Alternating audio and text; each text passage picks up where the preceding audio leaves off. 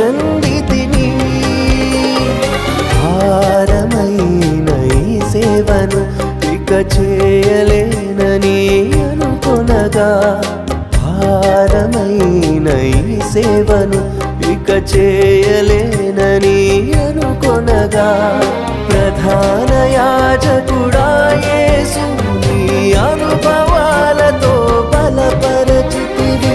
ప్రధాన యాజకుడా యేసు నీ అనుభవాలతో బలపరచితివి. ఎడబాయని నీ కృప నన్ను విడువ